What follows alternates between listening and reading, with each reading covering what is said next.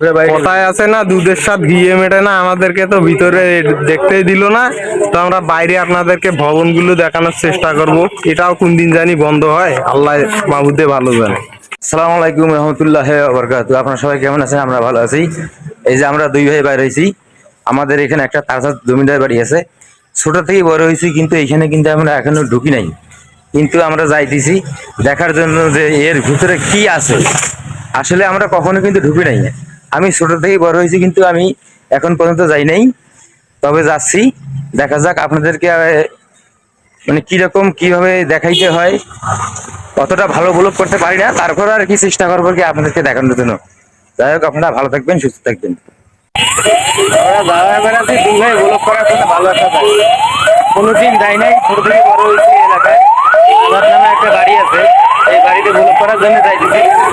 এমন একটা মেসেজ পাইছি, মেসেজটা পাওয়ার পরে মনটা খারাপ হয়ে গেছে। যাই হোক, মনটা ধীরে ধীরে ফ্রেশ করতেছি। ওইখানে যাতে সুন্দর মতন ব্লগ করতে পারি, আপনারা দোয়া করবেন। এই যে আমরা দুই ভাই রংপুরের ছাওয়া, এই যে তাদের জমিদার বাড়ির গেটের সামনে একটু পৌঁছেছি ব্লগ করার জন্য, আপনাদের ব্লগ উপহার দেওয়ার জন্য। যাই হোক, আপনারা ভালোই থাকেন, সুস্থ থাকেন। আমরা এখন ভিতরে যাব, ভিতরে গিয়ে ব্লগ তৈরি করবো। আপনাদের কাছে একটাই অনুরোধ, আপনারা সাপোর্ট করবেন।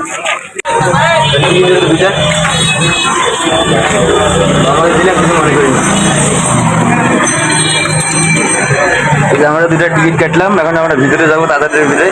ছোট থেকে বড় দিকে মানে মানে বড় হয়েছে, কিন্তু এখন কিন্তু ঢুকে নেই, আজ প্রথম পাশে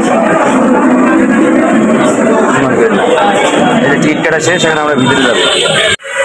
আমরা হইল রংপুরের ছাওয়া, এই যে দুই ভাই আমরা রংপুরের ছাওয়া, কিন্তু এই তাজার বাড়ি দেখার জন্য কিন্তু আমরা দুই ভাই যাইতেছি। আমরা রংপুরের ছাওয়া, আমার এই রংপুরের ছাওয়ার যে ব্লগগুলো যায় আপনাদের কাছে যায়, পৌঁছায়। আপনারা সাপোর্ট করবেন, লাইক করবেন, কমেন্টস করবেন এবং বেশি বেশি শেয়ার করবেন। এটাই হলো আপনাদের কাছে। এটি কিন্তু আসলে আগে ছিল বাংলাদেশ সুপ্রিম কোর্ট বা হাইকোর্ট বিভাগ রংপুর। দেখেন, উদ্ভাবন করেছেন রাষ্ট্রপতি যে হোসাইন মোহাম্মদ এরশাদ। এটা 18 মাস 1984 সালে স্থাপিত করা হয়।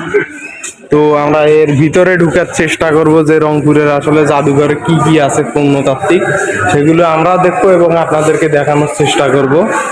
এখানে দেখা যাচ্ছে যে প্রথম একটি গ্যালারি, যে গ্যালারিতে গেটের শুরুতে আপনারা হাতের ডান পাশে দেখতে পারবেন যে অনেকগুলো বই আছে। তার মধ্যে দেখুন ঐতিহ্যবাহী বইটি হচ্ছে কারাগারের রোজনামা চার বা শেখ মুজিবুর রহমান। এখানে অনেক বড় বড় সাইনবোর্ড আছে, এই যে ভাই দেখেন দেখানোর চেষ্টা করতেছে। এই যে ইনি হচ্ছে আমাদের জাতির পিতা বঙ্গবন্ধু শেখ মুজিবুর রহমান।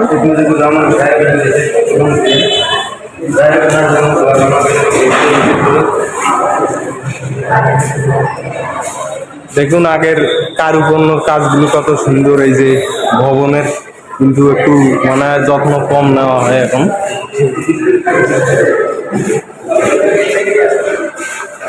দেখুন তাজার জমিদারের বংশ তালিকা, আমরা দেখানোর চেষ্টা করব। মান্নান রায় পুত্র হচ্ছে নাম জানা যায়নি, ধনপত লাল রায় পুত্র নাম জানা যায়নি, উপেন্দ্রলাল রায় লাল রায় মামা, গোবিন্দলাল দাস পুত্র গোপাল লাল রায়, বীরেন্দ্রলাল রায়, গৌরবলাল রায়, রাজকুমারী সুধারানী ছিল। তালিকা। হ্যাঁ, এই যে আপনারা দেখলেন যে তাজার জমিদারের যে আগে বংশ ছিল তাদের কিছু নাম এখানে দেওয়ার চেষ্টা করেছেন কর্তৃপক্ষ। এই যে এখানে পুরনো সম্পদ হিসাবে মনে হচ্ছে এটা 60 গম্বুজ মসজিদ বাগেরহাটের ছবিটা দেওয়ার তারা চেষ্টা করেছে। এবং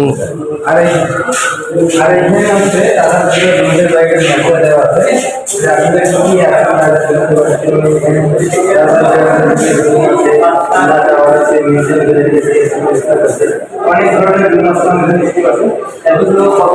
সম্ভব না, তারপরে চেষ্টা করতেছি আপনাদেরকে দেখানোর জন্য।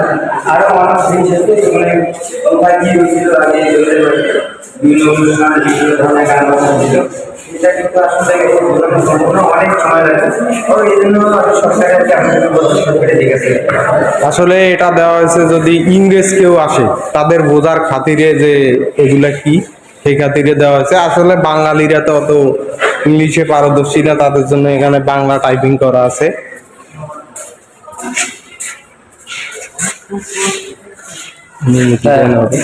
আমরা আসলে আমাদের মনে অনেক দুঃখ, কিন্তু ভিতরে গেলাম, ভিতরে গিয়ে কিন্তু আমরা যে ঐতিহ্যবাহী জিনিসগুলো আছে, আগে রাজা জমিদারের যে মানে যে জিনিসগুলো ছিল আর কি, পুরাতন জিনিসগুলো ছিল, মানে ছবি তোলা বা ভিডিও করা কিন্তু সম্পূর্ণরূপে নিষেধ।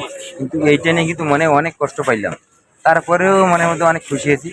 দাদার জমিদার বাড়িতে আছি, আমরা এখন এই যে দাদার জমিদার বাড়িতে আছি, এবং যেটা করতে চাইছিলাম যে আজকে আমরা দাদার জমিদার বাড়িতে ঘুরতে আসবো, এবং দুই ভাই মিলে আমরা আছি দাদার জমিদার বাড়িতে আছি। কিন্তু ভিতরে গেলাম ঠিকই, কিন্তু ভিতরের যে জিনিসপত্রগুলো ছিল রাজা জমিদার ইউজ করতো, ব্যবহার করতো, কিন্তু সেই জিনিসগুলো আমাকে ভিডিও করতেও দিল না এবং ছবি তুলতে দিল না। আমরা যারা ব্লগ করি বা ভিডিও তৈরি করি, আমরা জোর দাবি জানাচ্ছি যাতে আমরা ভিডিও করতে পারি এবং ছবি তুলে নিতে পারি, যাতে সামনে বা দূর দূরান্তের মানুষগুলো তারা যাতে আবার এখানে এসে কিন্তু তারা দেখতে পারে যে আমাদের রংপুরে একটা ঐতিহ্যবাহী জমিদার বাড়ি আছে।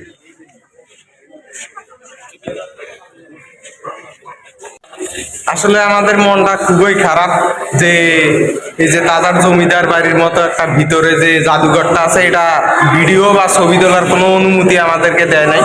তো যারা ব্লগার আসবে বা সাধারণ দর্শনার্থী আসবে দূর দূরান্ত থেকে, তখন ভিডিও আসলে তারা ছবি না তুলতে না দিলে খুবই মনটা খারাপ হয়েছে। ঐতিহ্যবাহী জিনিসগুলো মানুষ আসলে দেখবে কিভাবে, মানুষ মনে রাখবে কিভাবে? ভিতরে আমরা গেলাম, তারা বলতেছে তারা ভিডিও করা যাবে না, ছবি তোলা যাবে না। আসলে ভিতরে অনেক ঐতিহ্যবাহী জিনিস আছে আগের রাজা জমিদারের, ওইসব জিনিসগুলো যদি আমরা এখন ভিডিও বা ছবি করে রান্না রাখি, তাহলে সামনে যে প্রজন্মগুলো আছে ওরা আসলে কিভাবে ধরে রাখবে এটা কি আসলে বছর বছর টিকে থাকবে কিনা, তারপরে সন্দেহ আছে। তো আমরা অনেক অনেক মানে অনেক কষ্ট পাইলাম, কিন্তু ভিতরে কোনো ভিডিও করতে পারলাম না, কোনো ছবি তুলতে পারলাম না। তো আমরা একটি জোরালো দাবি জানাচ্ছি যে জনগণ অথবা ব্লগারদের পক্ষ থেকে যে ভিতরে ছবি অথবা ভিডিও করার অনুমতি দেওয়া।